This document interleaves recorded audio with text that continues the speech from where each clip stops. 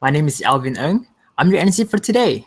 And it is our utmost pleasure to welcome you here, and we hope you will thoroughly enjoy it. And if you have lunch or snacks with you, you can freely eat them while listening to us. We say you can.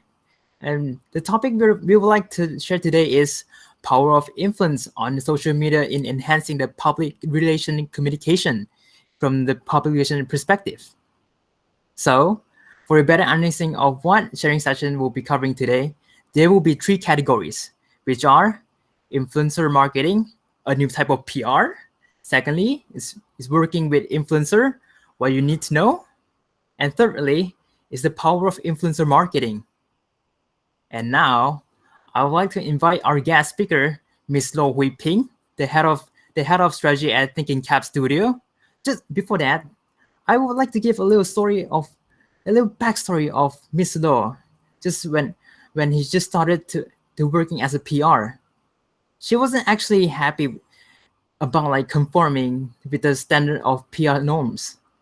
She was way more passionate, and she always wants to do the stuff that can hit deeper part of everybody. Later working for many years for over 60 brands in the past decade, when she had all the great joy in the opportunities she had taken to drive initiative for some of the world best known brands like Guinness, Anchor Berhad, Pfizer, Protect, Procter and Gamble, McDonald, Matto, and many more. She's a person who's just not just passionate in working as a great PR. She's also very passionate in teaching. And little something cute about her is that during the weekend or when she's at university, you can find her wearing a lecture hat, and I think that's really cute. And even with the hat on, she might she may not be always be that perky, bubbly PR person you expect to be. But I can assure you that she's definitely someone you can truly count on when bringing creative vision alive. So everyone, please give a warm welcome to Ms. Loh Hui Ping, the speaker for today. Hello. Hello, everyone. Thank Hi, you for the Ms. Loh. introduction, Alvin. You make me feel more passionate now. Aw, it's all facts. It's all facts here. Okay, so now let's start off with the first subtopic, which is influencer marketing, a new type of PR. Okay, thank you, Miss Love, for joining us. After hearing the little backstory about you, okay, not gonna lie, I believe that everyone is eager to hear what you have to say. To know more about you, and we can start whenever you're ready. Yeah, I'm ready. You Thank you ready? for having me. No, I mean, thank if you for I'm too coming. long-winded, please cut me. Oh no, it's okay. It's okay. Every information is good. Okay. The first question we would like to ask you is, based on your working experience in the PR field, how much do you think has it changed since the traditional PR and where we at now? Before I answer this question, right? I mean, since everyone probably has just taken their lunch, um, I want all of you to hold up your 10 fingers for a little exercise. Is everyone having their camera on? I mean, even if it's not on, I mean, that's fine. But if you have, then you can hold your 10 fingers up. What I want you to do is when I mention something that relates to you, you put down one finger. Clear, right? So when I mention something that relates to you, just put down one finger. Okay, let's just go through this very fast. Okay, so I read articles from the web. No? 10 fingers? Nobody read articles from the web?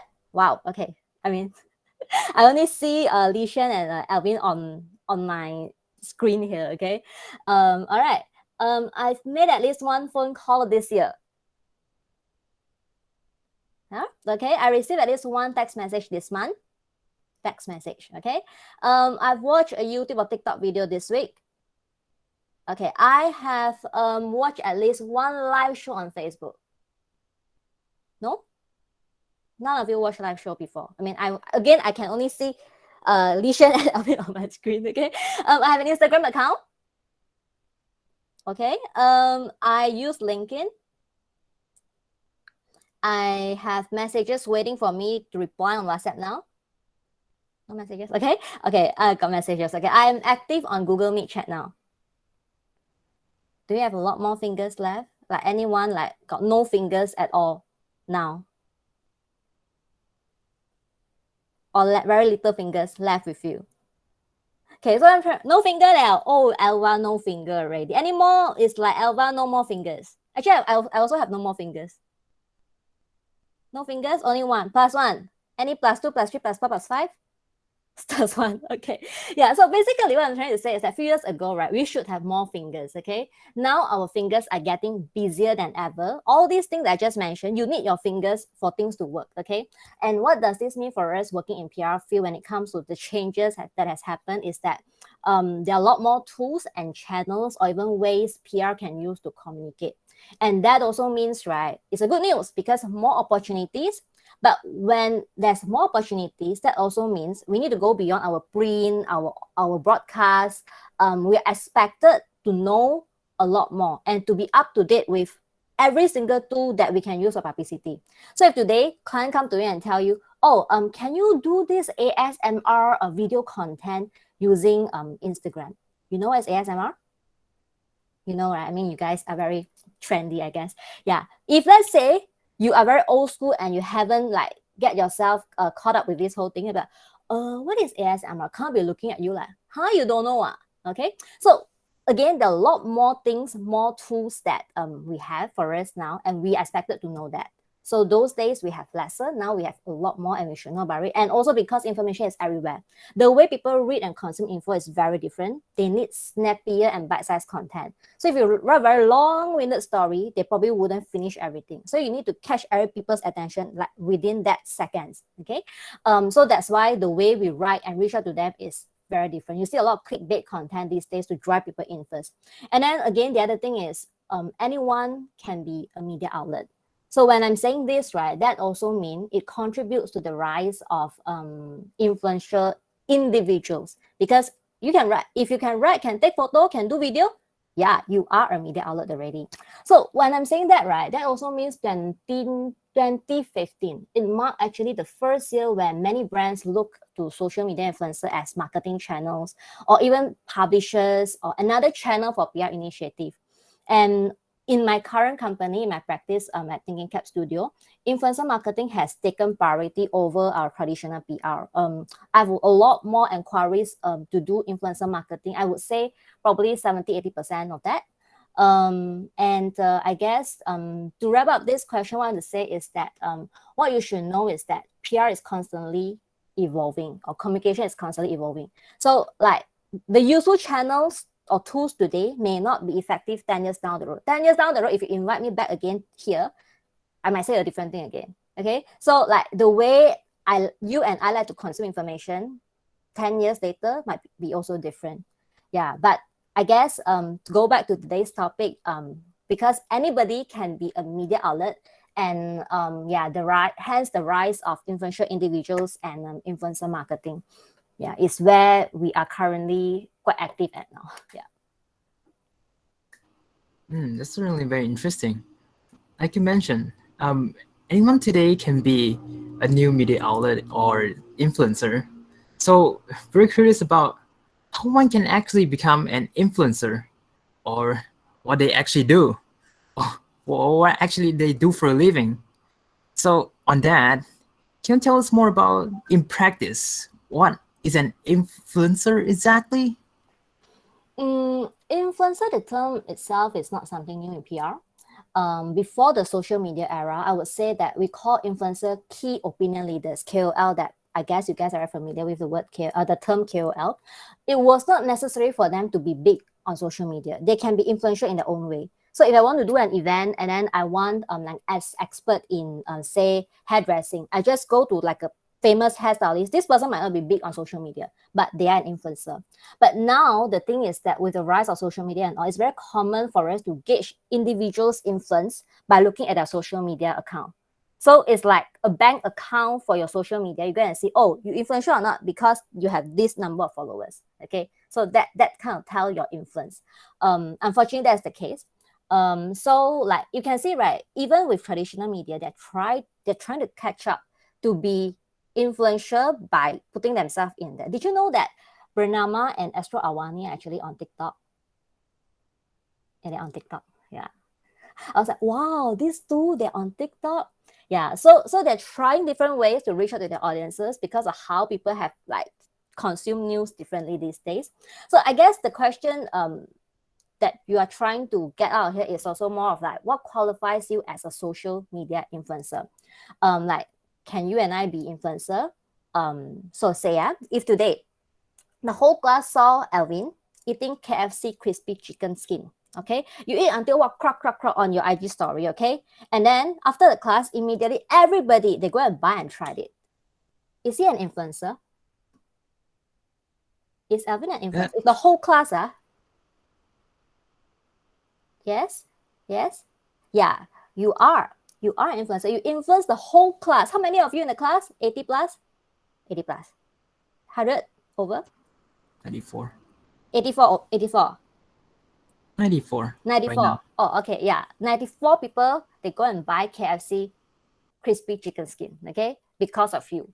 Yeah. So you are an influencer. But the only thing is that whether the brand will pay for you or like work with you to promote something, that is another story. There's really no answer to how many followers you must have in order to be an influencer, to be exact. So basically what I'm trying to say, everyone on social media has the power to influence their followers in one way or another, whether it's purchasing decision, change their opinion or anyhow. But in influencer marketing, brands usually pick or find social media influencers who are popular within their target audience, and they collaborate with them to promote something, or either for a fee, like for a product in kind in exchange, or like even for free, depending on how the negotiation works. And if you can think about it, like these popular names are influential because of a couple of things, very likely because of their social status, their knowledge, their passion, their talents, popularity, looks, and charisma. As I share about what I'm going to show next, probably you can go down to the next slide. This is just a couple of influencers with good content who are driven by their passion, profession, or the interest to do what they do. You can see that they're on various platforms, and various platforms they work very differently. Okay, Instagram mostly about like taking very nice photo. Facebook could be a lot more about real sharing, text, and I think multi-prong. And for YouTube, it's like video is the focus. Beside that, I think what you can see here is that like if you're good in photography, then you can probably be like the photographer influencer, a baker, even pharmacists. Like these days, especially during the time of MCO, there are a lot of doctors and pharmacists coming out to be like the influential people to share knowledge and educate people. And then Dr. Sheikh Mustafa is actually our first astronaut in Malaysia. And then you have a singer, kid singer. Then I think Alisa started off by just playing ukulele when she was young. And then the mother posted on YouTube. And because of that, she gained the following. And now she has 4.18 million on YouTube. I think one of the top kid YouTubers on YouTube. And Shane is more because she loves to post a photo of her dressing up her daughter. Yeah, and then after that, she became famous, and she posted a lot more, received a lot more jobs. What is interesting here is that I think WH Play Wei Hong, some of you have probably watched his content. So with him, right, what he does is, because he just loves to create content. So what he does is something like before he received a lot of his paid jobs, he would go to cinema and buy everything in the cinema, buy all the snacks to try it out and tell you how the tastes are. I mean, it's just because of he likes to do that. I think I want to highlight the other two is that Cooking Appa. Cooking Appa, can you guess what is his real profession? He cooks. He cooks. Looking at him smiling like that, can you guess what his profession? A vlogger, probably. Lawyer. No, vlogger. Come again? A vlogger. Vlogger. Okay. Yeah. Vlogger is not his full-time job. He has a full-time job. Probably an investor, because they all have the same haircut. Okay. Yeah, quite close. Yeah. He is a property agent. Yeah, property agent. Okay, he sells property, but he loves to cook. And then he was my client before. So when I started working with him, he wasn't famous at all. But he loved cooking. So he thought like, okay lah, why don't I just start sharing my cooking? And then I mean, if you go and check him up, the logo is actually designed by my teammate. And then even the sound like cooking up, that also like the sound recording of my teammate as well. Yeah, that's just because he loves cooking. And now even my mom is watching his cooking at cooking show, and then share with me like, oh yeah, you know what, cooking appa, cook this, cook that. Yeah, okay. The other cute one that's quite relevant to me is that you can see Water Daddy. Water Daddy, they create a lot of fun content in BM language because they feel like they have a good audience with the Malay crowd. So my mother-in-law used to babysit their 3 boys. Okay. And at that time, we had no idea at all, like, oh wow, these parents like are the influencers with 1.8 million on TikTok now. But they genuinely love to create content, fun content. They love the interaction. You can see that this that I share here, right? They genuinely love to create content, and they make good content as well. Yeah, there are all sorts of profession, all sorts of hobby, interests that can make them influencers. Have you seen some of these names? Have you seen some of these names? Or in your work? Yes, good. Good. All right.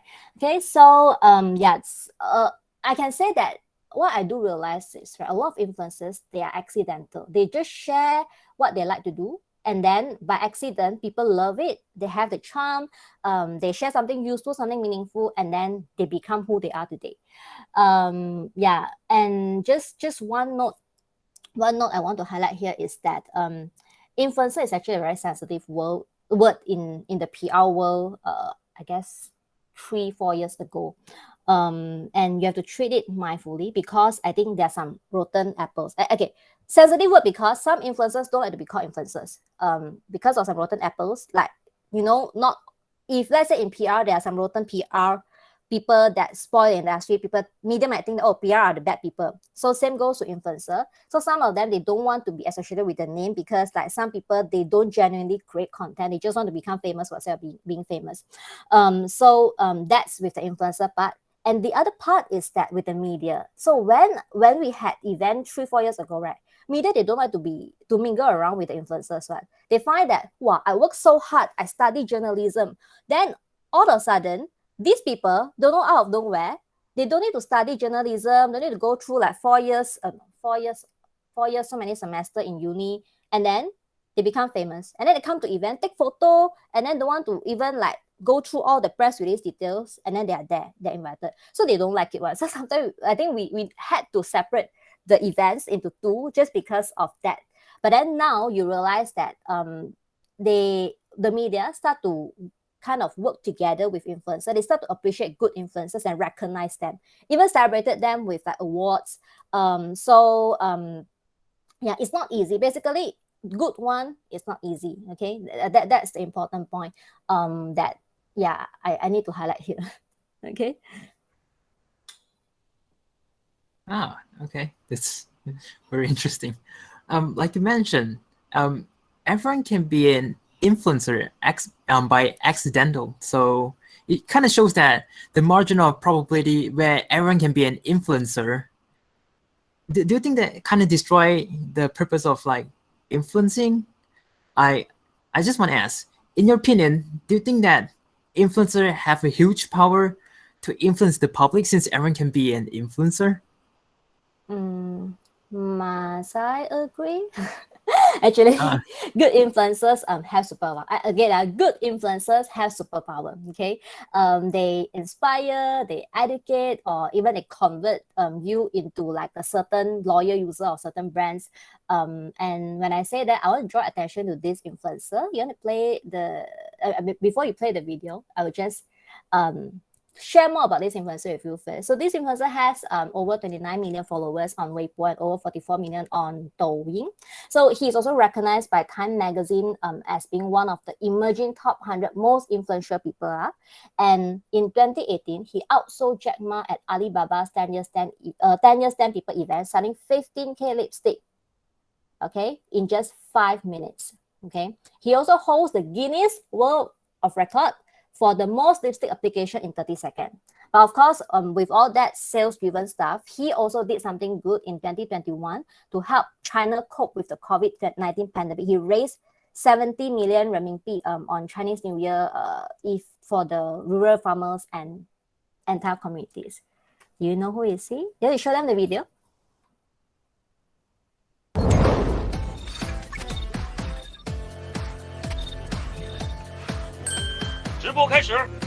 Hello， 大家好，我是李佳霞。那我们今天的口红直播要开始喽。我是口红一哥，我是口红大哥。今天给大家推荐一款国产。那今天给大家来推荐到的一支口红呢，是来自于我手上的这一支。首先我在我的手臂上给大家试一下颜色，画一下啊。哎呀，我自己看着越看越舒服。大家记得买哦。挑战。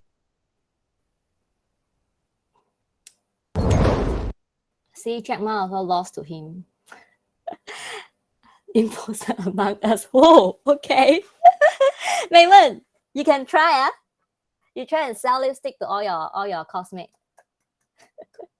Okay, yeah, so Austin Lee from China, very influential, like whether have him to review, he review product very genuinely. One thing you realize is that if it's not good, it's not good. He wouldn't go and hide and tell you, wow, this is so good, okay? And that's what people like about it. And I guess he also saw the opportunity. When you buy lipstick, right, every time, last time, right, it's all like contained. Then you see the color. You don't really know how it looks until you buy it and try it. So it ended up you have to buy a lot of lipstick. But when he show it to you, these are the colors and all, then you can tell, oh, that's the color and it probably looks nice on me and so on. So then I guess, I mean, a lot of reason has made him become like who is he today. But I'm glad that he's using his influencing power to do something good for the community as well. Like, so now coming back to Malaysia, okay, don't talk about China. Okay, so in Malaysia, there's this fashion icon that you should know. Okay, this fashion icon, she drove the change in the Muslim attire and she was a subject of case study in STPM exam paper. Okay, case study for exam paper. Okay, and then her name is Vivi Yusof, can see on the picture. And Vivi Yusof is actually the co-founder of Fashion Valley, and she started an e-commerce site and brought together local designers.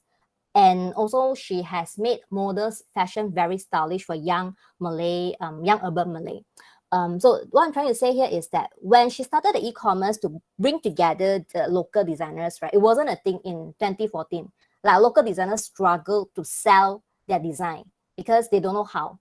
But she made that happen, and then she continued to build her empire and use her influence to do something more. In 2014, when I got to know her, right, she only had 119K followers, and now she has 1.8 million followers with her. So what is really cool about her is, I'm gonna go down, and that's her on magazines. So she used her influencing power to raise funds to support these people who need medical supplies or even the provision during COVID time. Okay, she raised 1.4 mil. Okay, using just her shout out. And they managed to like give the medical supplies and non-medical supplies to 14 states, 196 health facilities, and all with her influencing power. 1.4 mil. You know how difficult it is to raise that. But she did that in just weeks, like 1-2 weeks, already done. Yeah, so that's her. Yeah, if you don't know about Vivi Yusof, she's definitely someone you can look up to when it comes to how she create PR stories. She's really good at that. So on top of that, on top of donation that she used her power to bring together people for something good, she also did this Ramadan Bazaar on her Fashion Valley portal that sells clothes, because she know that Ramadan Bazaar couldn't happen, and then a lot of food sellers suffered during Ramadan time when they're supposed to like get some income from there. So she let them list all the stuff, all the food on her page, and people can contact these people to buy their food. So yeah, that is another way she used her influence for something good. Yeah, so yes, good influencer has superpower, but what I need to tell you is that with huge power also comes great responsibility. It is very important for influencer to be professional and also be very trustworthy. Yeah. Oh, damn. Okay. That's very true. Mm. I just don't know what to say. 1.4 million in a couple of weeks. That's just crazy. You can Okay. try. I can try. I just when we talk about when we talk so much about influencer, okay. I just want to say, from our point of view as a PR student, the first thing that comes in our mind when approaching an influencer is that our role as a PR practitioner in influencing marketing in the influencer marketing that is that it, okay, let me rephrase. But as us a PR student, the first thing that comes into our mind when approaching an influencer is that our role as a PR practitioner in the influencing marketing is that we need to conduct an in-depth research on selecting the right influencer so that we can reach the right audience. Then we should also do our part in assisting by creating content for influencer. So in order to like ensure that our message can properly persuade our audience. So I have a question to ask about that. Is that in your opinion, how do we implement PR skill in the influencer marketing? Okay. The good news that I want to share with all of you is that for all students studying PR is that with PR skill, you have extra advantage because of the way you think and the way you do things. I'm sure that you're aware there are many influencer marketing agency out there. Okay, they have software where you can easily search or find influencers. But again, something is missing. Okay, when you have PR skill, I guess you can kind of fill in the gap. And I'm going to share with you some trade secrets with what I'm going to show in just a bit. Do you want to know what's that? You know what's that? Don't know? Don't want? Don't want? I can skip that. No, I'm going to share with you. Yes? Okay. Yeah. So when it comes to making good use of PR skill, right? Don't know but want to know. Oh, okay. All right. So yeah. One of the skill, right, that you have learned in PR, the news making and pitching skill, is something that I find very useful in influencer marketing, because that make you stand out from the rest and get the good influencers you want to work with. And I guess some of the concern is that how do I get the influencer to respond to me? Will they think like, wow, what should I even react to your message? Do I reach out to them like the right way? So you can use this skill that you've learned, right? Like how you pitch story to the media, to pitch it to the influencer, make them feel like they want to work with you, make your very first good impression with them. I want to show you one example. Now that's the trade secret I'm talking about. I'm not sure whether it's too small for you to see. Okay. Basically, this is a Polly Pocket, a very cute toy that I'm promoting for my client. So this Polly Pocket is very tiny, but then like when you open it up, right, you can flip and play with it. It's like a whole world in that very small compact container or compact design. So when we reach out to somebody like an influencer we want to work with, then usually we don't say, hey, I have this product for you, take it or not, you want or not, I give you then you help me post something. We don't do it like that. So we want them to really be immersed in the world, in the story of the brand. So when we reach out to them, of course we introduce ourselves, and then to me is, if you want to give to their kids, then you should know who are their kids. If at least the names they put it all over the place on social media, you should know their name and address them by the name. Of course, if they're being very discreet, they don't have the name on, then you don't go and purposely go and dig the name and find the name. But I think one very important is that whoever you want to give to, you need to know the name of the kids, that for this product I want to give to the kids, not the mother. I tell you I want to give you this product, then I'm like, I don't want, man. But you position, I want to give this product to the kid, and then like why I want to give to the kid, then that will kind of make it more meaningful for them. And then how I encourage them to respond is that, right, instead of say, oh, you get back to me by a certain date or like so on, we try a different approach by trying to tie back to the brand by saying things, oh, you can respond tiny power if you're keen. So then they don't feel like, wow, I am obligated to respond to you, but they also feel the fun in it and feel the fun in the brand. So that's what I mean by if you have news making or like pitching skill, you know how to reach out to people in a more excitable way, in a more in a way that they feel very comfortable about. more human way. Okay. And the second thing that I want to highlight is that relationship building. You learn about relationship building in PR, and that applies in influencer marketing. Because you want to grow with the influencer. It's not just about, okay, I hire you, I pay you, and you talk about this product, that's it.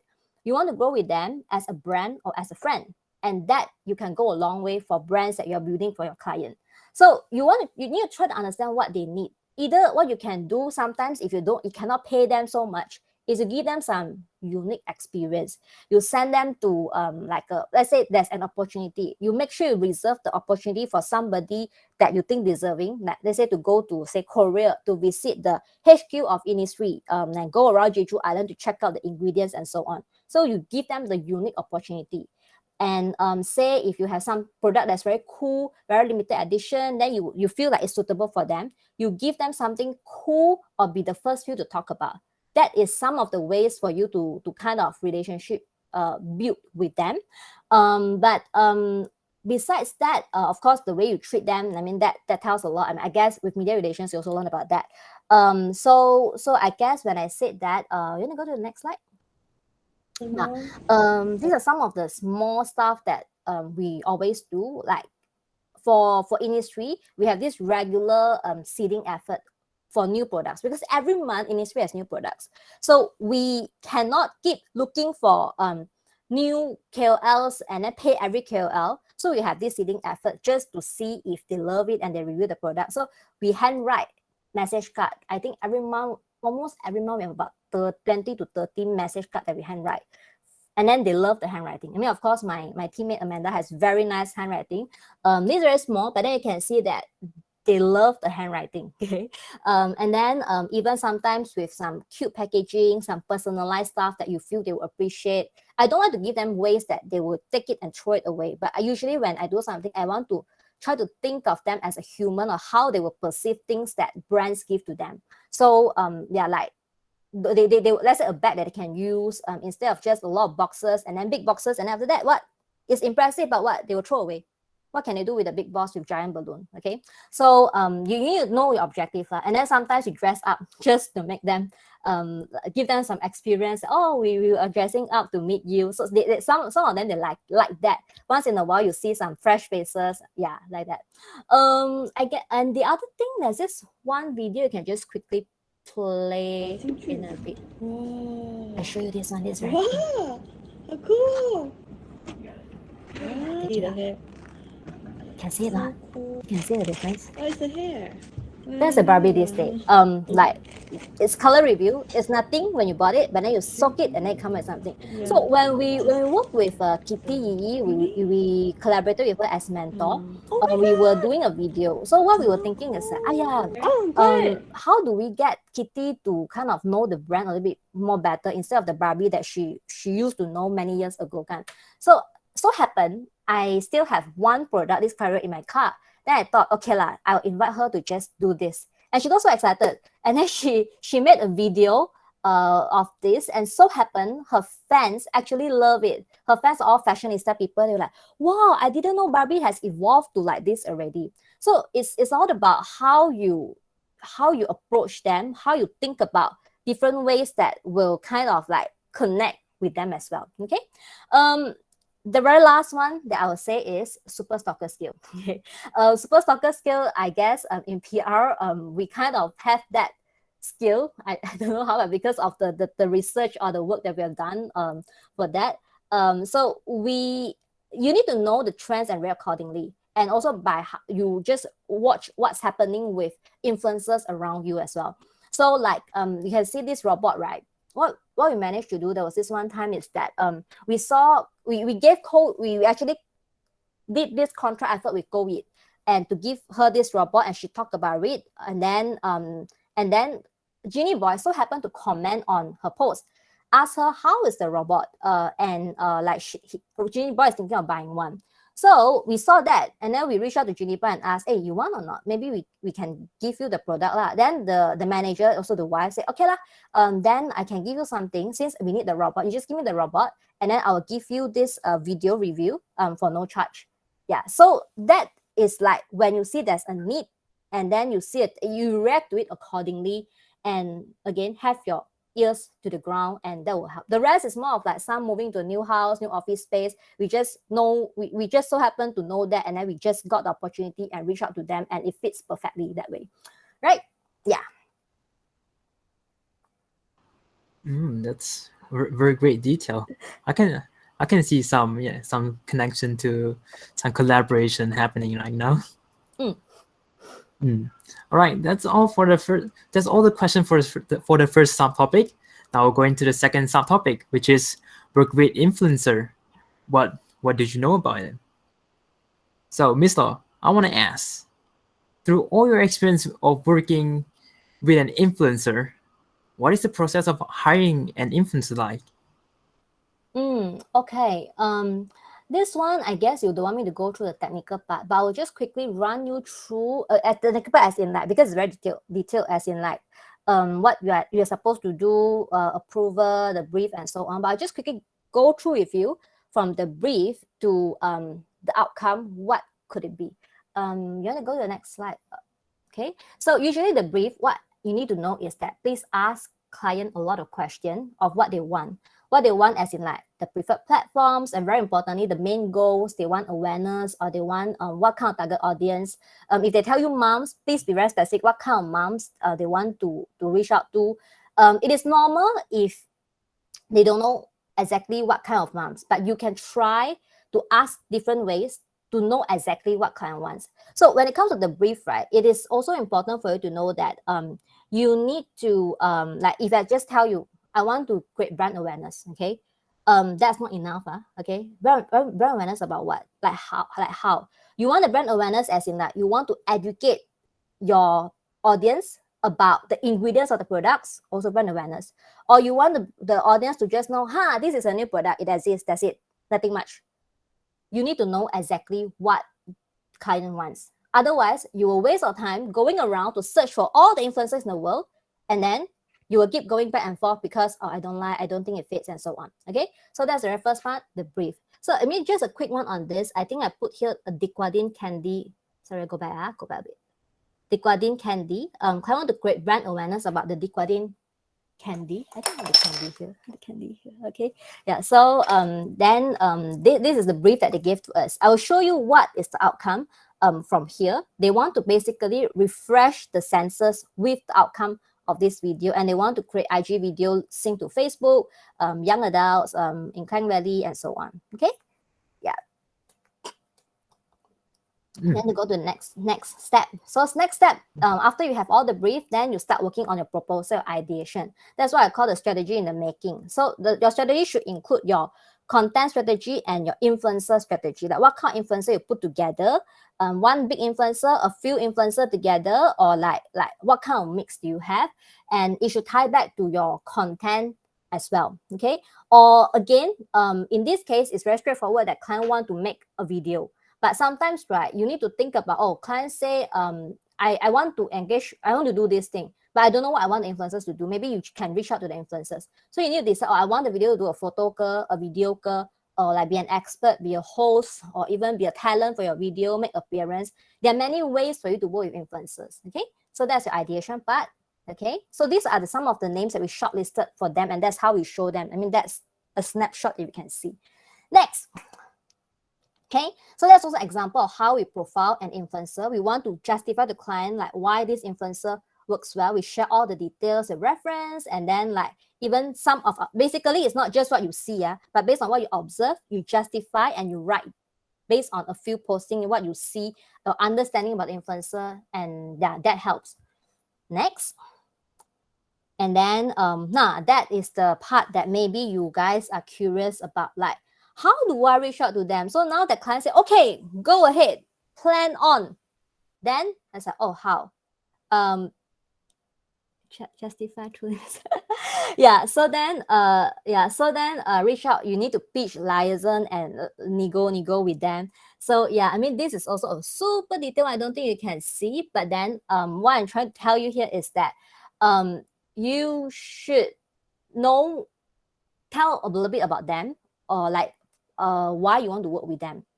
Okay, but based on true real understanding when you pitch to them, not just simply okay lah, I this brief, you do or not. Okay, So it might increase your chances of getting them to collaborate with you. Okay. So that's a reach out, pitch, liaison, and ego. You might get a better rate if you pitch it in a way that is kind of, they feel happy about it. Okay.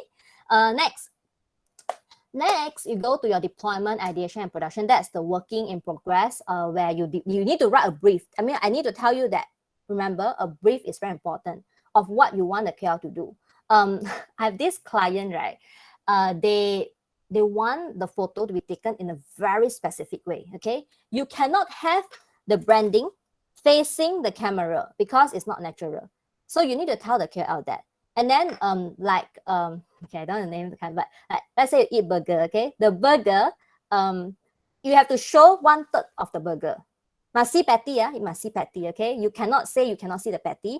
And then the way they look, it must look like they're enjoying the burger. And they cannot be too exaggerate because they want it to look like everyday eating burger. And the placement of the drink and the fries, and the fries also, why you cannot put like you facing the like that, standing facing the camera with the branding. It has to like lie down naturally and so on. So there are a lot of all these small details that like client wants. Yeah. So if you don't have a brief, then you talk like, okay, you tell influencers, can you just give me a post? Then they'll be like, oh, okay, I do a post. Then you will come back to, you didn't tell me you want that. So they might want to change for you. Then your client will not be happy also. Okay. So a brief, tell them what it is to protect you, protect the influencer at the same time. Okay. So yeah, that's the working in progress. And the very last part is the rolled out part. Just a quick, but you want to show the very first one for this Tikwadin one, just the very first one, Shazin Nash, of what it comes out from the brief. Kind of wanted to create awareness for the candy, and they want, you see the wow, right? The sound. Awak akan dipecat. Okey, bos.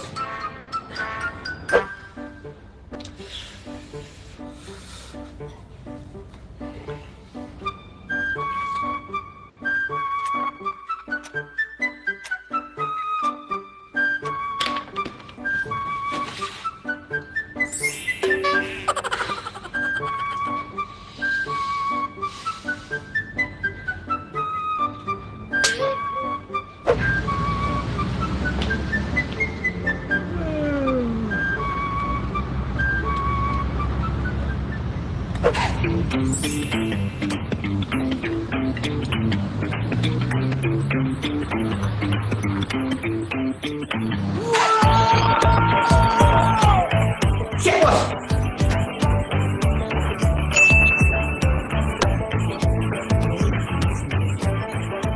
Siap menentang apa ni? Masuk, bangun. Sorry, bos. Hebat sekarang eh?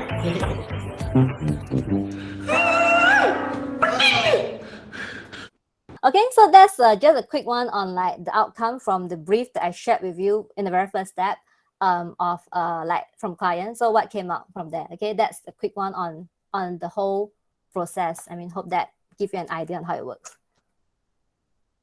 Oh, thank you for the very detailed progress of hiring an influencer. Like, unfortunately, due to the limited time we have, can we straight away skip to the third subtopic? I'm sorry, everyone. The time is very limited right now. Can. Or maybe, hold on. Do you want to know more about, do you want to know more about the factors in selecting, or you want to know about the favorite influencer campaign? I feel that maybe the factor in selecting is more useful over I share about my successful campaign. Sure. I can skip my favorite campaign. Yeah. Oh, I love that. You love that? Oh, okay. It's okay. It's okay. We will listen to the factor. Okay. Okay. Yeah. So I'll move on to the factors in choosing influencer. Okay. Okay. So on this, right? I guess since you have prepared something for them, go down to the next one first. Okay, this one is like a big thing coming this Christmas, Spider-Man. I mean, if there's any Marvel fans here. So they are going to launch this Christmas. Is me? Okay, good. Then you should answer what we have next. Okay, next. Okay, now I I want to throw back this question to you because you asked me how to select influencer, right? Okay, you do some thinking. Go to next. Okay, so now Spider-Man No Way Home is coming to cinema. Okay, so now I want to send. Okay, Sony Pictures, the distributor in Malaysia, they want to send one influencer to represent Malaysia for the global launch. So with the global launch in the US, this influencer, they get to interview the main cast and they will have to document the whole journey. So now these 6 people, who would you actually send? Who would you propose to client to send to the US? Ayong, you want them to vote? You have something for them to vote, right?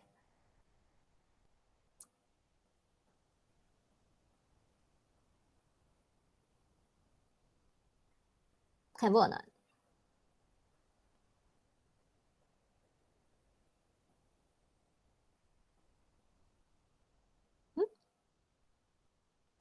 Is that voting working or I cannot see?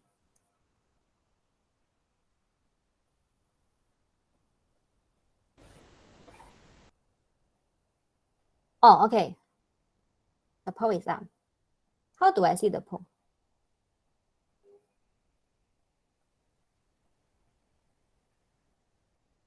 Where do I see the poll? It's at the below right corner there. There's activities and there I have a post. Oh, okay. Yeah.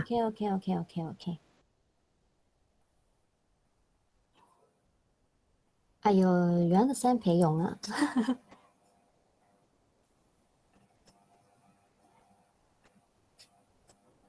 You let me know when the result is ready, yeah?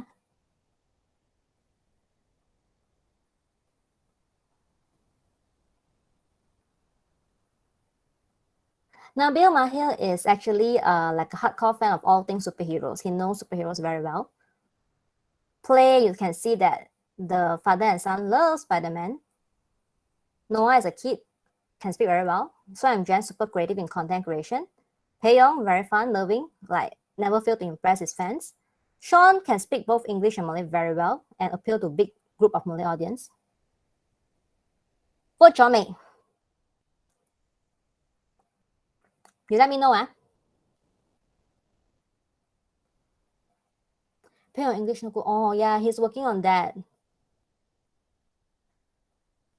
You know, Sony Pictures actually sent Pei Yong hires. Can I see that? I cannot see it. Where do I see? Oh, you can see.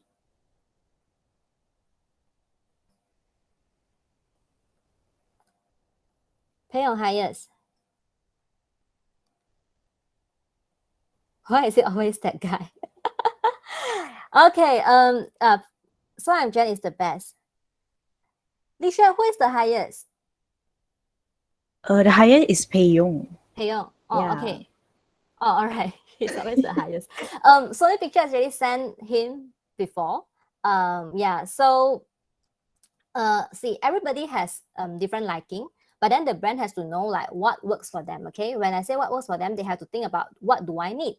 Like, do I need somebody who knows about the subject very well to be able to interview with the cast, maybe because the whole plot is very complicated, or I just need someone to be able to reach out to mass audience because MCO and then the cinema sales is very bad. So I want somebody who can reach out to mass audience. Like if I go with Pei Yong, is it only that I reach out to the Chinese audience, or am I able to reach out to the English and Malay speaking audience as well? Like, is the Chinese audience pool bigger over your Malay audience pool? Like, who do I want to reach? Like I sent Pei Yong in the past to meet Tom Holland already. Do I want to send him again? He did very well, I must say. He did a lot of prep. He knows that he struggled with English, but then the team actually loved him for what he created for the brand. Yeah, so then you want somebody who can create super creative content, like how Jen created for Cruella and so on. Yeah, so all these you need to take into consideration. From like, you can go to the next one. From like say your objective all the way to your influence, basically how big an audience pool they have, the reach, the engagement, and then like even when it comes to the content quality, is that the content quality you want? Can Nabil Mahir create the kind of content that Pei Yong create? Like if that's the case, should I go with So I'm Jen because she can appeal to the English audience and Malay audience, even Chinese speaking audience as well. Okay. And like she does the homework, so it's fine that she doesn't have the knowledge. So something to think about is that, do I want Nabil Mahir that kind of content? So although he's a big fan, it's something to think about. Okay. And then like the reliability, like how fast can they turn around, reliable or not. And the other thing is also your brand fit on why you want to work with them. And one very important thing to note when it comes to factors is your own gut feel. Okay. Like, what do you feel about working with them? You yourself, do you feel positive about working with them? That's sometimes it helps, especially after you work with influencer for many years, you are able to tell already. Okay. When it comes to brand fit, right, I also need to highlight one thing. It's not about client choosing influencer. Influencer also choose client. So which is why you need to tell them why they should work with you as well. Okay. These names that I've listed here, some of them, they have turned down a project because it's not suitable for them. We don't think it's suitable, but some clients die there also like, hey, I like Pei Yong so much. Can you go ask Pei Yong to promote my brands? And Pei Yong don't want. Yeah, but why? You want to tell clients because they don't like your brand? Yeah, but it happens. Okay, so yeah, it's all about like they also choose whether they want to work with you or not. Okay, yeah, so that's a quick one on the factors. Yeah. Thanks for letting us know the factors on when we should consider about hiring an influencer. Let's just straight move on to the subtopic 3. Yep. Which is the power of influencer marketing. The first question I'm going to ask you is, how do you evaluate the success and the impact of the influencer, let's say after an event or campaign? Okay, so you can go down to the next slide. Okay, so this one, right, I guess it's not difficult for you to find on the internet, or like for you to hear about all this very quantitative kind of assessment, be it is the reach, the engagement, the clicks, the comments, and even like say the conversion and so on. So those are those part that I see as quantitative. There's another part to it is what I call qualitative, which is like the talkability, how people talk about it. Usually, to me, right, a good campaign that I do is that my friend come to me and say, hey, you did that. Then I would say, okay, it means something to me. Yeah, the conversion link is those more sales-driven clients that they want to see when it comes to quantitative. That means they usually share a unique link with the influencers to see that with what they share, people actually click to find out more or make purchase or not. They can track. So that is one way if you want exact result that you can see. But otherwise, it really depends on objective. You measure it against the objective. If your objective is just like, oh, I want some brand awareness, like no specific figures and so on or how, then you can consider it a successful campaign. Yeah, so another thing you need to look into is the quality of work. You can go down also, whether they answer your brief, and like it's exactly what kind of, sometimes what they come up with, right, is a different thing. So the quality of work is one of the things that you need to gauge. So if you look at this was one of the campaign we did. You can see, right, from the comments, people straight away say, people know Pei Yong, like all of you who like Pei Yong here very much, that he is the taking. Okay, he basically what he does is that he has a lot of all these kantie to pay him to run his page. Okay, he's not shy to talk about that. Okay, but he never failed to put in like his 200% to impress you with his content, and for sure you know that he's trying to sell you something, and still people want to buy it. So we didn't expect, we didn't expect that. We think that it works, but then like surprisingly, his fans also play along with this video that we created for Magic Clean. He did his very first cover. Unfortunately, the video has to be taken down. His first cover, he sang for this particular product, and then you can see the comment like, so, oh, my mom, I want to buy for my mom. My mom to buy it. I can go down to the next one. My mom to buy it, and then I need to go out and buy this already. Okay, so some of the things like that from the comments, it means something for client on top of just the number. So it shows that he engaged with the audience, and then the audience feels like taking action. Okay, so yeah, so again, the video also achieved 100K in just 3 hours. According to the record, this is actually the video with the highest sharing rate. So these are some of the things that we look at. And then yeah, the way he reposted about it is about what people share. People also share about it. So that is another way to look at. Go down. And then this is just insights that usually in report we ask from paid influencer. Only paid influencer. If you don't pay them, you don't ask for all these insights. Okay, so they can share with you like, oh, how many people they have reached, and then, like how many times people have watched their videos, if there's a video. There are some other details that you can see there. It's kind of help you to gauge the success of your effort as well. Going down. Okay, so these are a lot more small details one that, yeah, you will get to learn if you do influencer marketing in the future. Any more? Okay, this one you can also skip.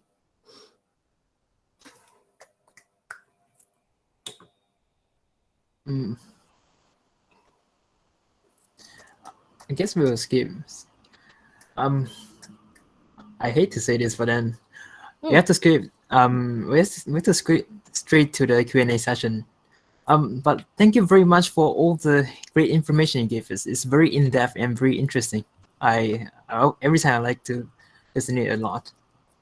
But unfortunately, due to the very limited time, we have to just cut straight away to the Q&A session. So if you have any question, you can start to type in the chat box. And friends on Facebook Live, you can leave a comment. And or those who are bold enough, and you can open your mic to ask anything. But before we do that, here's a gentle reminder for everyone: please do not leave first after the Q&A session, because we will have our photo session afterwards. So everyone can make sure they look very cantik before the photo session. Okay, so let's start with the Q&A session. Question? Yeah. There are a lot of questions coming right now. Okay, for the first question, Elva asks, I have a question about, do you divide this influencer into different levels? Then choose which one to cooperate with according to the budget. There are tierings. I also believe you have learned about the tierings of like your nano, micro, mega, and mega and so on. So usually we kind of know already, like, okay, if let's say this is the budget client has, what kind of influencer pool we can work with. The tiering helps for you to determine which influencer your client can afford. But one thing to note is that the charge, the rate, right, is quite different.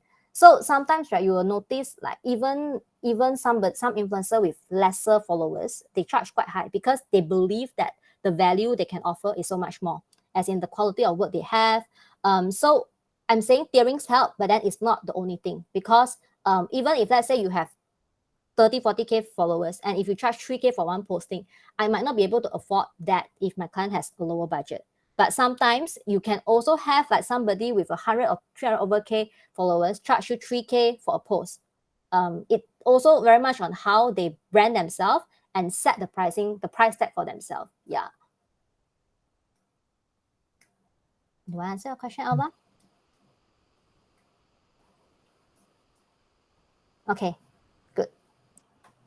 And for the second question, Rainy T asks, I'm butchering the name. She asks, she's interested to understand deeply about the subject. She want to ask you, will you have time for an interview as for research purposes?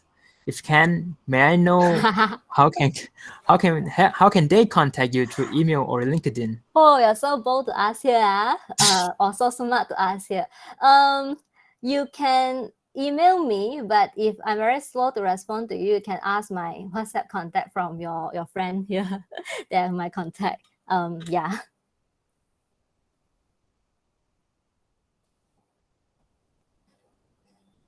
And for the last question we have here is, Nicholas asks, may I know how much it costs to deal with influencers? Assuming a week campaign, how would you set a budget for engaging an influencer? Wow, this question I have no answer one, because it is chicken and egg. sometimes, right, if your client or company has unlimited budget, then okay, you just set, like, I feel like I want to work with this group of influencer to give me maximum outcome, then I will just say I want this particular budget. Again, the way to work with influencer is that the more you have, then the more people you can reach out to, and then the more conversation you can have. But if you have lesser budget, doesn't mean that you cannot do a campaign. Even with, say, 5K, you can do some campaigns with influencer. That's okay. And with, say, you have 500K, you can also do campaigns with influencers. You can scale it. I think the beauty about influencer, that's a bit different from your traditional PR, is that you can scale it. So sometimes when clients say, oh, I need a very small budget only, then I say, you don't do PR event, or you don't do press release, why don't you go and reach out to the influencer? It will bring you more guaranteed coverage over you do so much effort to just get that little. Yeah, you can scale it. You don't set a budget unless, like, your boss tell you, okay, I have a lot of money, you just do whatever you want, then you set your own one. That's okay. The more you set, the more people you can reach out. We got another question just came in from Suyong Chi. She asks, I want to ask, is there any challenges that you faced during engaging influencer, and how did you cope with it? By maintaining positive relationship, perhaps? Okay. This one, I think it can kind of answer the effective tips for effective influencer marketing also. The challenges usually sometimes, right, is that I guess the most common one is where they don't reply you and they don't follow the timeline, and it will affect how clients look at your work and so on. And even they don't follow the brief, they did the wrong thing, and then you need to reshoot again. I mean, there are a lot more smaller challenges that we face along the way. Some new challenges that we thought, well, we are so good in it that we shouldn't have, right? But we still have some new challenge. Even things like, say, something that is beyond our control.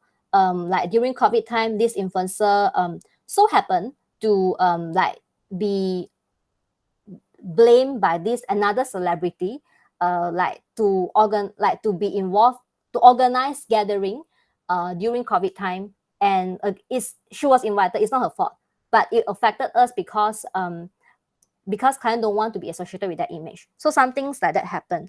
But I think one very important thing to me to maintain positive relationship with them is that you give them creative freedom. Okay, you don't treat them as a billboard. I don't like to see that, okay, I have this product, you talk about it. You really need to treat them like human. Okay, they are not billboard, and give them the creative freedom. Don't force them to write the caption that you want them to write. Okay, so if you look at Jen, the best CNY ad, the McDonald's campaign, it doesn't have anything about McDonald's launched this prosperity burger, blah, blah, blah, blah, blah, blah, blah. It's just best CNY ad. But after you watch it, wow, you feel like eating the burger already. Okay, they have their way to do it. So good influencers, you can give them the creative freedom. They like that. And when you do that, you help to maintain the positive relationship with them as well.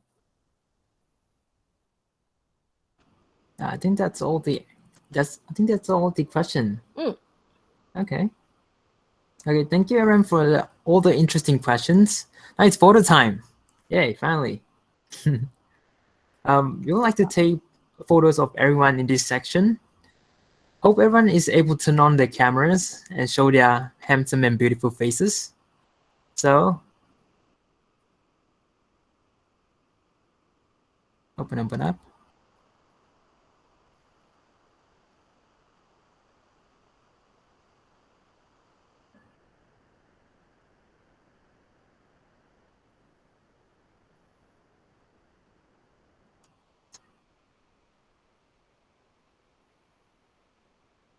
So you guys ready? Is my team ready? Okay. We're taking picture in 3, 2, 1. Smile. Do you get it? Okay. That's all good. Okay, now let's take a freestyle one. You want to lead the way? I lead the way, huh? 2 okay sign. Okay. Okay. 3, 2, 1. Okay, Simon. Okay. Well, everyone, before you leave, can we please have everyone to spend about like 3 minutes to fill out the evaluation form by scanning the QR code shown right here in the slides. Yeah. Do I need to fill that? Evaluate you or evaluate me? Oh, all of us. Oh, okay. Our sharing session. Yeah. Okay.